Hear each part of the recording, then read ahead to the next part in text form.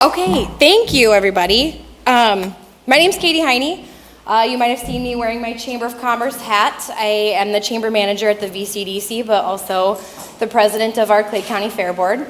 I've been president, this is my second year, but have been on the Fair Board since 2015. I came on just because we needed some new members, and a group of us new parents who are also 4-H alumni saw an opportunity to get involved, and I'm so glad that we did. We ruffled some feathers, we shook some things up, and I like to boast that our group kind of shifted some leadership with our fair board, and double-edged sword a little bit here, now I'm the president. So that's how that ended up for me. My parents, I blame my parents, as we all do, and we should. My mom raised me to be if you have the nerve to pipe up, you better show up. And then my dad was always, well, if you don't like what you see, say something. So here we are, and I'm involved in everything and say no to nothing. So that's where we are. Thank you very much for letting me come and visit with you and share kind of a status update and all the activities and what we're doing at the Clay County Fair. I am one of many. We have a large fair board of about 20, 25 people, and we have a different kind of membership situation. You can be a full fair board member where you attend the meetings and your voice is heard and you volunteer, but we also have some what we call associate members where you just show up on game day. You help us on cleanup day, you help us fair time. You can always send us and email your thoughts, but if anybody is interested, that is always an option for those of us who have really busy schedules and can't make the meetings every month. So, in case you're not familiar with the Clay County Fair, these are kind of our roots. This is the backbone, this is our mission. We're building a community, we're celebrating tradition, and supporting economic vitality in Vermillion. The Clay County Fair in Vermillion, South Dakota, not to be confused with Clay County in Iowa. That happens sometimes. We have roots going back over a century with some of the earliest exhibition records coming back from 1913. So a lot of really fun historical documents can be found at the Austin Whitmer House. Our Clay County Historical Society maintains those, and it's always fun. We kind of work together with the Fair Board and the Austin Whitmer House to post a historical Throwback Thursday, so a lot of fun pictures from a few decades back, so that's always exciting. And again, the multi-generational relationship that keeps families coming back each year. My parents showed in 4-H, my grandparents provided the livestock to do that, and many of us are excited to see our kids and hopefully our grandkids compete and be part of Clay County Fair. I started competing through the horse show circuit. I'm one of 6, and of 6, 4 of us are girls, and we all are obsessed with and love horses. My mom showed, and she got us all into that competitive drive, and we like to compete. So we were the ones who were out on a 1,200-pound animal in a full tuxedo on a 99-degree summer day, just trotting around thinking we were the cats, the tops. So it was a little hot. I've only passed out and fallen off a horse once. So, but it's fine. It builds character, all that jazz. So that kind of shifted into 4-H. I begged my parents to sign me up because all of my cool classmates in Wakanda High School and Wakanda Elementary School were part of our 4-H club. At that time, it was Young Producers, and we were probably 20-some strong, which says a lot for a community that has never broke 300 people. We are in Wakanda probably 280 if everybody shows up that day. So a small community fostering a 4-H club, even in its small space, is really impressive, and it still has a club today. So those are just kind of a snapshot of my roots and how we got started.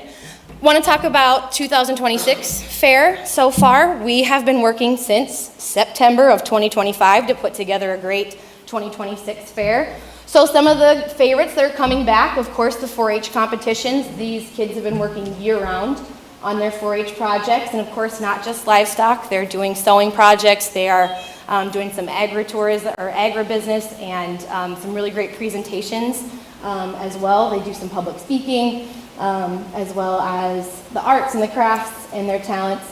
The food stand, of course, is a favorite. We will have pie and plenty of it. and the free barbecue on Thursdays, and of course the derby, which will be Saturday, and then bulls on Friday, and the tractor pull on Thursday. What's new, great problem to have, we were getting big and busy, and we needed a whole nother day. So for the past decade, 2 decades, we've been a 3-day show, Thursday, Friday, Saturday. We are now Wednesday through Saturday because we are gaining in 4-H, we are gaining, gaining in exhibits and gaining in just the programs and the events that want to be here in Vermillion. So I have to take a moment to thank the Rotary Club for being a supportive front with us.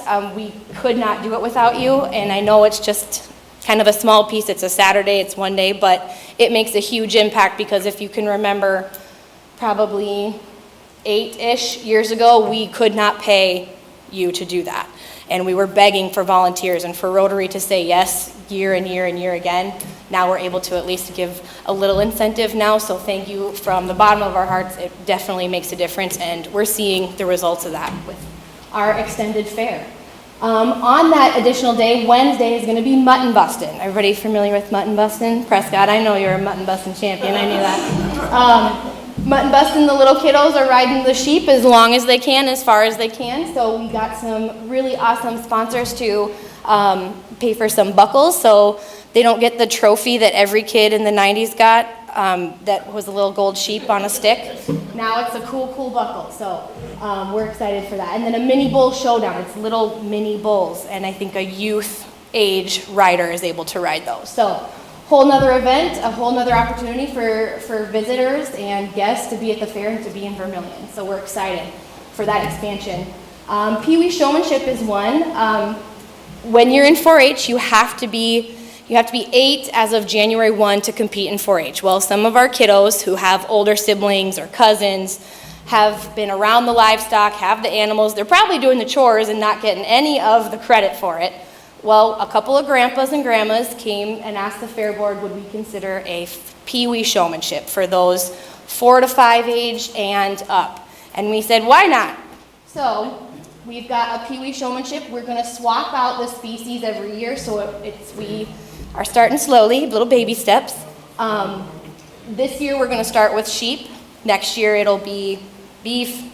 The year after that, maybe hogs. We'll see how this first year goes, and if nothing implodes or nobody sues us, we'll be fine, and we'll just do it next year. So we're excited for that. We did I think it was the first time last year, was the super senior. Linda, were you behind that? I did. I tried to participate. Okay, the super senior showmanship after the beef show was a lot of fun. There was a bunch of alumni, 4-H alumni in the crowds, and they thought it would be fun, and it turned out to be a fundraiser too. $10 a pop. Alumni can grab a steer or a heifer and show for the first time in 15 years. So there was a Sokolowski Girls Showdown. That's my siblings and I. There was 4 of us girls who showed against each other, along with, I think there was close to 18 maybe, not quite 20 alumni who ended up showing that day, just spur of the moment. Some of us in our flip-flops, some of us in our athleisure. But it was a lot of fun, and the judges are always up for anything, and they played along, and it was a blast. So that is going to come back as well. Vermillion Area Farmers Market Chopped is a new event. If you guys, is anybody familiar with Chopped, the Food Network TV show? It's one of my faves. The chefs, there's 4 chefs, they get a basket of mystery ingredients, and they have to come up with an appetizer, an entree, and a dessert. Not from the same basket, they get a new basket each time. But Vermillion Area Farmers Market is putting together a competition for Chopped. I believe it's 1 basket, and they have to put together a meal, an entree, with whatever mystery ingredients are there. So information about that is on the Clay County SD.org website if you want to sign up. Or you could sign somebody else up as a cruel joke. It'd be really fun. But we're excited to see what some of our talented home chefs can put together with that. And then the 4-H dance. This is kind of resurfaced and gone away and then come back, and we're happy to bring it back again. We have a great group of older 4-Hers. They're about that junior, senior, and high school age, and they are our 4-H ambassadors, and they wanted to bring the dance back. We don't see very many of those dances anymore. I think the last one I was at was 2006. So they're bringing that back, and we're excited to just have young people wanting to stay in town and do something fun and something together. Just keep in mind, Clay County Fair brings together about 7 different school districts. So we've got more than just Vermillion students. It's Irene, it's Wakanda, Gayville, Beersford, Elk Point even. And technically, our 4-H competitions are not limited to just Clay County. So a 4-H'er from Union County or Yankton or even Lincoln County, if they for some reason couldn't make it to their qualifying show, or if they wanted to compete at Clay County, they absolutely could. So we just never know what kind of neighbor and what kind of visitor is coming, and we're excited to welcome all of them. So, any questions about 2026 fair so far? There's a full schedule out on the website, but... Are you ever going to get the carnival back where we can throw our money away and have fun? That's a great question. So, the carnival, we were grateful enough to have them reach out to us and ask to come back. Unfortunately, how the fair is set up right now, we don't have the space to do the carnival at the same time. We have the inflatable set up there. And I believe in previous years it was a little problematic. Some of the ride attendants maybe had some local law enforcement looking for them, and they found them at our fair. So we tried to avoid that for a while. However, the carnival that we've been working with now is the same carnival that visits Yankton and Tabor Check Days, and I think they also go to Sioux City. They've been showing up here in Vermillion, but not at fair time. So in June, they were here again for the 2nd year, and they have been gracious enough to give us a portion of their proceeds back. So I think the first year we made close to $4,000, and this year we made about $5,000 just off of the profit that they gave us. They wanted to come back in August, of course, after the fair. Their schedule wouldn't allow it, so they are eager to come back to Vermillion. They are treated well. They enjoy our community as they should, and we're happy to have them. But we can't get them at our fair at this time. So, great question. Any other questions about fair this year? Okay, schedule is out. And also follow us on Facebook. Clay County SD Fair is on Facebook as well, and the schedules will be posted there. So I want to just do a little info session breaking down kind of who makes up the Clay County Fair. I mentioned I'm just one of a bunch of invested and committed community members, and we couldn't do without them. The board of directors is the board that I oversee. We have about 25 to 28 members, including those associate members. So not everybody's there every month, but we meet monthly and we make the plans to put together this fair. We also are kind of underneath the Clay County Commissioners, so we do get some funds allocated from the county to maintain those buildings, the fairgrounds, and then water, electric, that kind of thing. So we're caretakers of that space as well. The county commissioners, like I said, kind of help us along, and they let us know what we can and cannot spend, which is very helpful.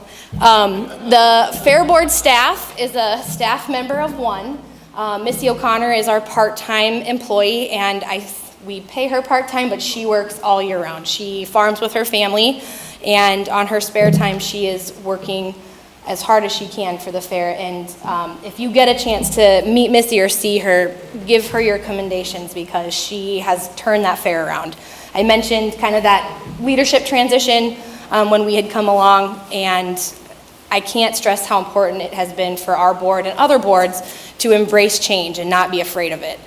Missy and the current board that we have takes change head on and is excited to try new things, excited to recycle new ideas, and nothing's off the table for us, and it's been proving very successful. So without Missy, our commissioners and our board members, this would not happen. And then our 4-H family. There is a lot of crossover between our 4-H'ers and the families who make those up and our fair board. So a lot of 4-H parents, a lot of 4-H grandparents are on that, but they are not the same. So 4-H is a national organization, and we have our own clubs within Clay County, and then the fair board is its own entity. Any questions about that? We'll touch on more as we get along here. So, kind of diving into that more, the governance and committees. Fair board, like I said, we had talked about that. We have Missy O'Connor on our team. We meet monthly. We have our own budget, our meetings, minutes and agenda. We have a leaders association, and the leaders are who's pictured here. These are 4-H parents, 4-H grandparents, volunteers who are part of the 4-H club leaders. So they lead, we have 8 clubs in Clay County, and each one has 2 leaders. So they are all volunteers. Our 4-H alumni is an active group. Most of us are pretty much spread out amongst the 4-H Leaders Association and the Fair Board, so we kind of fill in the gaps where we need. And then our ambassadors, I had mentioned about that junior, senior, and high school age. They're still active in 4-H, and some of them kind of cross over into that college age, depending on where their birthday is. They can still be an ambassador. So they're out promoting National 4-H Week. They're out promoting getting new kids involved with 4-H and educating the community on that as well. So that would be your 4-H ambassadors. The fundraising committee is a mixture of the 4-H leaders and the Fair Board. We are working on some big projects. The fairgrounds is a large space to maintain, and that requires some money. So some of those fundraisers that we do are led by a group of volunteers who are already on committees. Our livestock committee, there's 10 different livestock committees that make up the fair. That is for each species typically. We do have another committee for round robin. Round robin is the top showmen are showing all 5 species. And every one of those require a committee, and that's just getting the show together, getting the participants lined up, making sure everybody needs to be where they are. And then every single animal that's on fairgrounds has to have a vet paper, has to be checked off as far as health-wise, and have maintained a residence here in Clay County for X amount of time. So there's a lot of behind-the-scenes work that goes into that livestock committee puts together. And then, of course, static exhibit committee. That's everything that you see in that big Clover Hall, that big 4-H building. So all of the exhibits from open class to the 4-H classes, again, volunteers, all of them. There's 15 committees, and there's probably an average of 4 persons on each committee who put this together. So, again, we could not do it without them. Just touching on 4-H, the last time I spoke to this group last year, it was pretty heavy on 4-H, so I'm just going to touch on this real briefly. We have 8 clubs. Each club has about 2 leaders. The 4-Hers get to be officers, so this was when I was on our 4-H club in Wakanda, that was my first time experiencing Robert's Rules and what an organized meeting should look like. So a lot of these kids are getting to experience what does a motion mean, and why do we need to write this down? What is the secretary's report? And what does the president do? I don't think I could answer that still, but they do something. And these kids are getting to experience this in a low pressure situation, usually kind of fostered and are being guided by friends, family, and so it's a really great environment for them to learn how to organize just a meeting and a collection of ideas. So 4-H, I can't speak enough about 4-H and what it does for a kid. At the Clay County Fair, we're just one of many, we call them qualifying shows.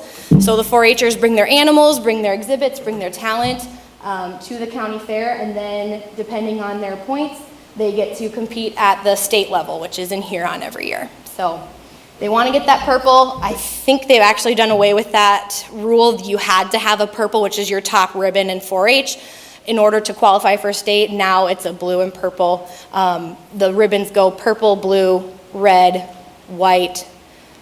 I don't think there's another one, but I wish I could say I never got a white, but I did. So Huron is where the state fair is. They get to qualify there, and like I had mentioned, they don't have to just be from Clay County. We can have visitors from other counties attend those qualifying shows as well.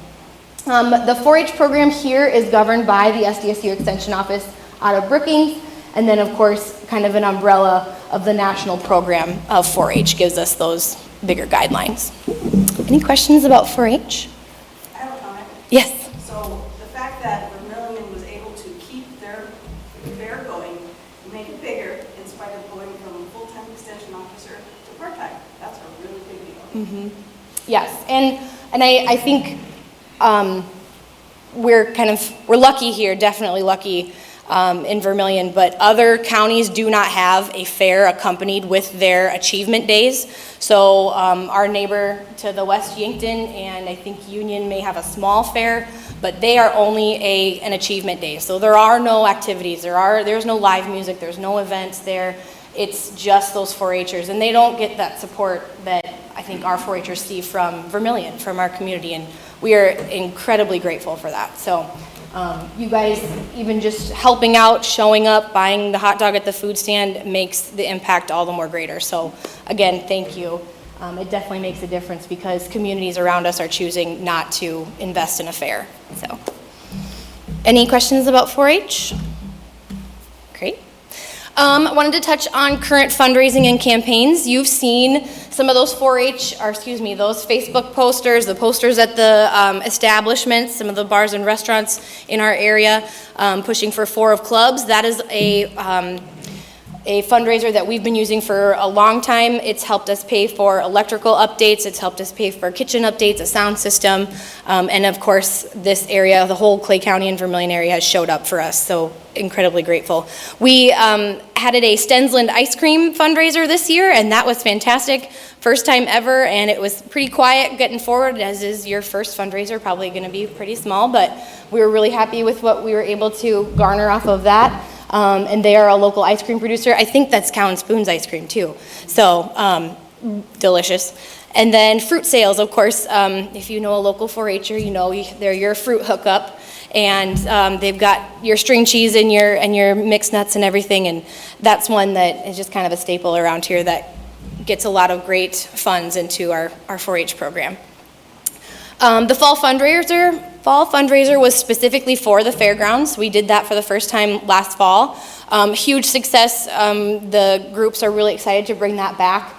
There will be a date selected for that soon, but it was a live auction and some silent auction items, a meal, and then we had a comedian who was hilarious. He did impromptu songs. He took little bits from the crowd. So the crowd would offer up little pieces of information, and like for example, Todd By from Gayville, and he made a very funny, albeit not safe for work song about Todd By from Gayville, and then we shared with him that I married my hog show nemesis, and you would not believe the amazing song that came out of that, and if you want to, I do have it, and I'd be happy to share it with you. It was very fun. So again, trying something new, not afraid of change, and this Fair Board is taking it head on, and anything that we can do to make this, keep this going. The carnival, like I had mentioned, we're very lucky that they reached out to us. They want to come back every year. They give us a portion of their proceeds, so we're excited to host them. And then of course our sponsors. We had a great year in 2025 where area businesses, area groups, and organizations they showed up for us $68,000 worth, and we couldn't do this fair without them. And like I said, I feel like the Fair Board is investing that money properly to make sure that each year is better and bigger than ever. So thank you to those businesses, to everybody who contributed that, and we are really excited for what we're going to put together for 2026. Some of those fundraising efforts are going towards the kitchen, the sound system, some building improvements. Unfortunately, the electrical capacity on some of those buildings that were built in the 70s, late 60s, the electricity is not keeping up, so we've got some kids underneath a 1,200-pound steer, and then the lights go out. So not safe. That is something that is high priority this year, is making sure that the electrical capacity can withstand the new technology. These kids are rolling up with their own generator per 2 steers or heifers, and the sheep, they have blowers and hair dryers, and that requires a lot of juice. So we're hoping that we can utilize those funds to update our system, update our fairgrounds. The future of the fairgrounds, always looking towards the future. We do have a specific group from our Fair Board, our 4-H leaders, and community leaders who have come together and done quite a bit of brainstorming, and has taken the old ICAP study, if everybody's familiar about 2019, 2018 ICAP study about the community center, and then the study that was done about 2018-19 for new fairgrounds, and put them together. So we've got a steering committee that is looking at what the community center needed, what the fairgrounds needs, and putting that together. So we are working on a rendering right now. What we've surmised from that conversation, those meetings, is that we need at least 30 to 40 acres if we wanted to take what those community center needs were and the new fairgrounds needs are and put them on a plot of land. So 30 to 40 acres is not what we have now. We have about 10, and we are tight. So that is something that this group is working on. We're getting that rendering in front of our community leaders, kind of our movers and shakers, and hopefully we'll be communicating that to the general public very soon. The ultimate decision will need to be, do we move forward and can we move forward with a new community complex, if you will, or if we make the current fairgrounds work with what we have. So the Fair Board's prepared to do both, but we want to know where are we going. So there'll be some exciting movements out of that. We've been putting a lot of hours into that, and we're excited to share when we're ready. Yeah, the current fairgrounds leaves no room for the growth that we are currently seeing. So again, that double-edged sword, we're growing. We don't have room, especially safe parking, handicap parking. It's just not there for us right now. And the trajectory that we're on, we're growing fast.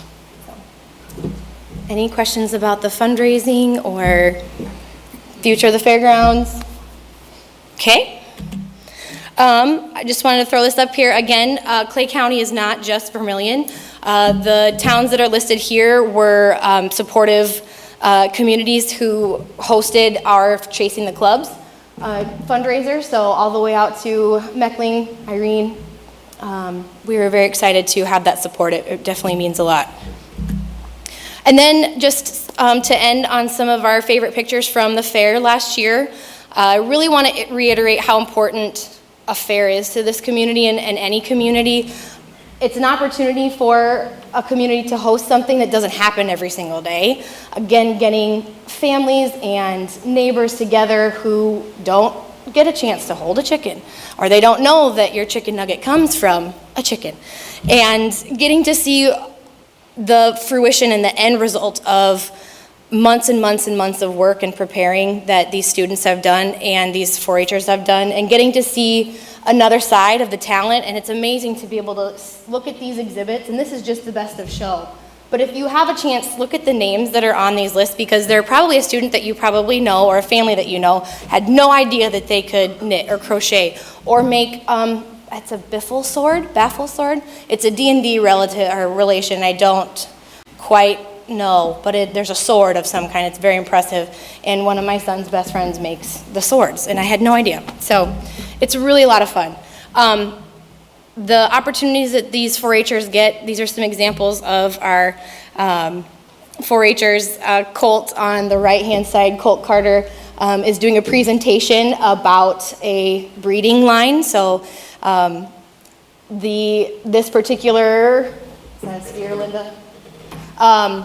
Has a certain line and lineage that they keep track of, and he is third grader, talking to complete strangers about all the work that he's done. And he's not shy. If you meet Cole Carter, you'll know he's fine. But and then the picture on the left is of a showman in a round robin competition. Again, these are kids who probably have an expertise in 1 or 2 species, and they get a chance to show against the top showman in the county to show all 4 or 5 species. So, and the judges, of course, are great. Our extension officers take a lot of time into researching these judges and make sure that not only do they know what they're talking about, they know their species, they know how to judge, but then they know how to educate. The good judges are gonna take that kid aside and say, hey, listen, this is why we docked you for this, and this is what we wanna see next time, and you do this really well, I wanna see more of this. And the judges that take that time are the ones that are top tier, and those are the ones that we're after for Clay County Fair. National 4-H Week, this is a great shot of our ambassadors. National 4-H Week is the first full week in October, and they always do I hope they do it again this year, a car painting and car decorating day. So if you want to show some green color on your vehicle and support 4-H, you can do that. Go back. What's with the kid in the black? I'm not allowed to talk about that. He didn't sign his Facebook waiver that he could be up on, he or she, they, I don't know. I don't know who that is. Where are we last shot? Just a final snapshot. Of course, this is a great picture of the demolition derby, just to give you an idea. This is actually from 2 years ago. The crowd is packed. It's standing room only, even on the sides. And then, of course, I think that's inflatables to the top left. And it's a tri-state audience. They come from Iowa, they come from Nebraska to come see our demolition derby, and they come to Vermillion, and they keep coming back. So they have a good time, which I'm not surprised. Vermillion, I'll say this till I'm blue in the face, Vermillion knows how to throw a party. So we're a good time. The shot on the left is a showman who, again, shows after county fair. So a lot of these kiddos are working on their projects, more specifically their livestock, their animals, and will show other times other than Clay County Fair. So most of the time when you're seeing them in Vermillion, they might have shown already 2 or 3 times and are gonna pick their bags up the next weekend and keep showing until State Fair. So it's exciting that they do this literally year round. Finally, I'll just leave you with this year's t-shirt design. T-shirt sales are open, so if you would like to support Clay County Fair, the road to the Dirt Fair starts here. Of course, Dirt Fair is our fun nickname for the state fair because it is all dirt. And then no time like fair time. So thank you very much for listening to me. I'd be happy to answer any questions. And again, thank you very much for supporting the fair and all the kids who put this together. So thank you.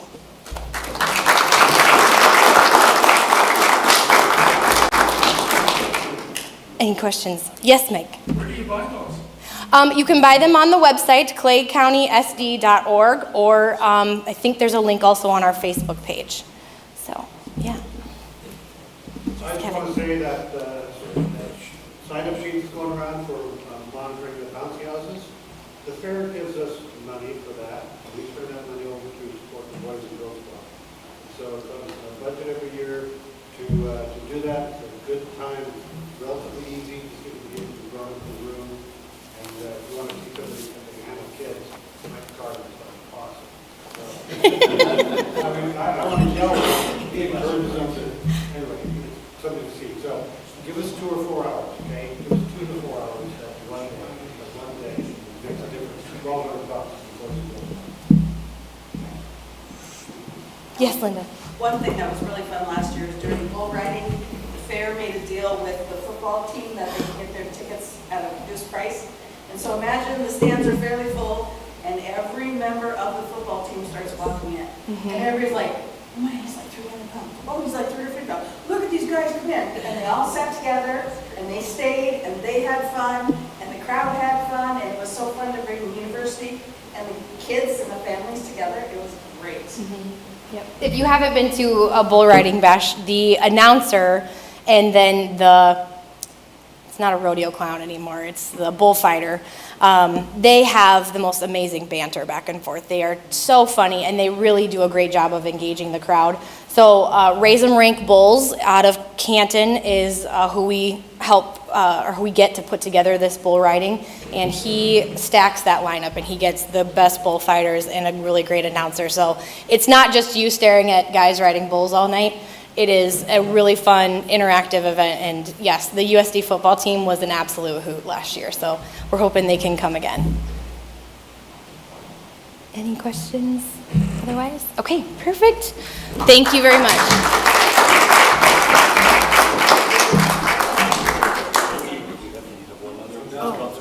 Okay.